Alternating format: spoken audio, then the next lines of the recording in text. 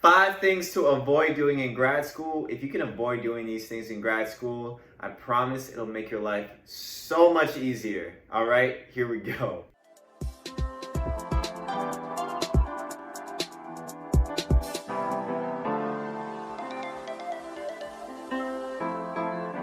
What's up, fam? My name is Phil Sarpon. This is Phil's Guide to PsyD. This channel is dedicated to all things clinical psychology.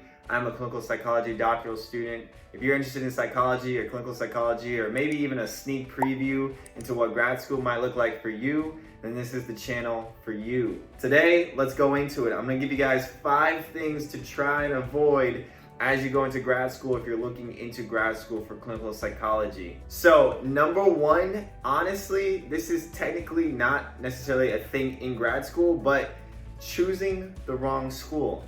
You do not want to choose the wrong school. Now, honestly, if you guys have different options as you apply to clinical psychology schools, if you're getting multiple offers, definitely take your time and do your due diligence in picking the right school for you. And an easy way to avoid choosing the wrong school is to only apply to the schools that you yourself want to go into, and you yourself have already done the appropriate research and diligence in making sure that this school will fit your needs. The next thing to avoid is choosing the wrong lab. Now, this kind of goes along with going into the wrong school. If you go into the wrong school, maybe you will go into a lab, a psychology lab, that does not necessarily fit your interests, or perhaps maybe you don't necessarily get along with the lab director. So choosing the wrong lab could actually be really detrimental for your clinical psychology graduate school program, because it may delay you in the process of doing research, of getting literature reviews, of starting on your dissertation,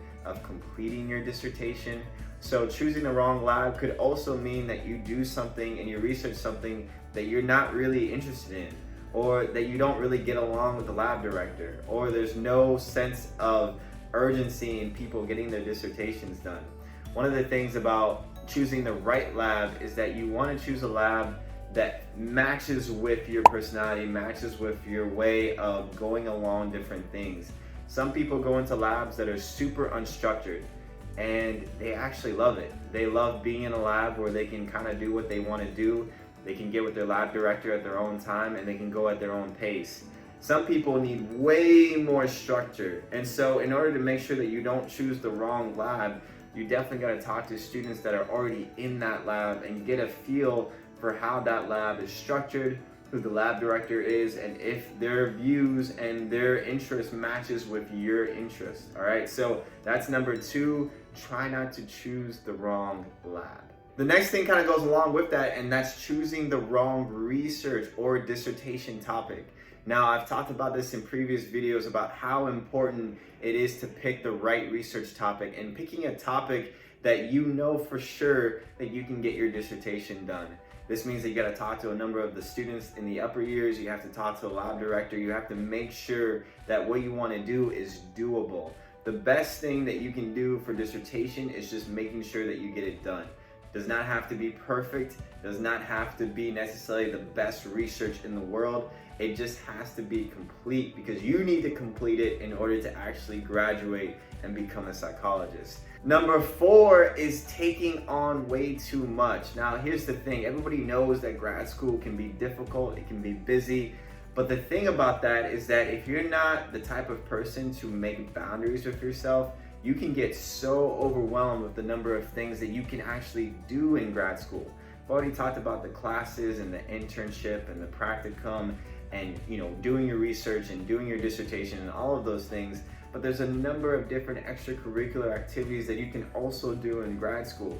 This could be doing a mentorship program. This could be in student government, volunteering, maybe an extra clinical practicum site that you get more experience, doing a number of different psychology labs, becoming a research lab assistant or a teacher's assistant. You can do so much more extra stuff that if you're not careful, it can be super overwhelming to anybody.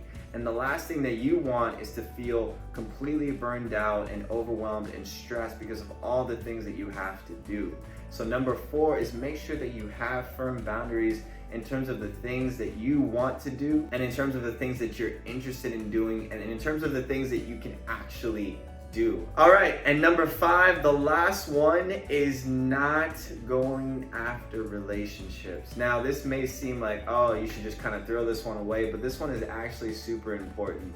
When you go into clinical psychology school, hopefully you go into a cohort that can basically come around you, buffer you, be friends with you, support you. You guys are going to need to support each other, right? So whether it's building relationships in the cohort, I'm not saying that you have to be friends with everybody, but I'm saying if you can make 1 or 2 good relationships in the cohort, I think that's going to be really important. The other thing is building relationships with the faculty members, with the teachers, with the professors, finding good mentors of people that are already kind of doing what you're doing or are basically going to be able to help you through the program. That is super, super important. Basically, you need friends to kind of help you because they're going to be going through the same thing that you're going through. And then you also need someone above you, or even a lab director or your research professor or faculty member that can help you through all of the political things of the school and help you to get from point A all the way to your graduation day, okay? So those are probably the biggest things in terms of relation pieces.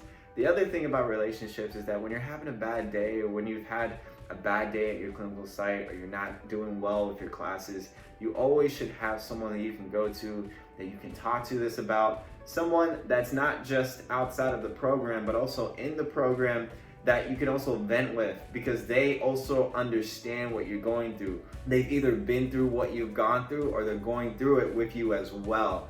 And I think that is huge. I think having someone that can understand exactly what you're going through, understand what you're saying, is going to be super important for you in terms of your mental health and in terms of getting through the program all the way through. Don't be one of those people that says, I don't need any help, I don't need any relationships, I'm good, I'm independent, I'll do it all by myself. No, it's okay to get help.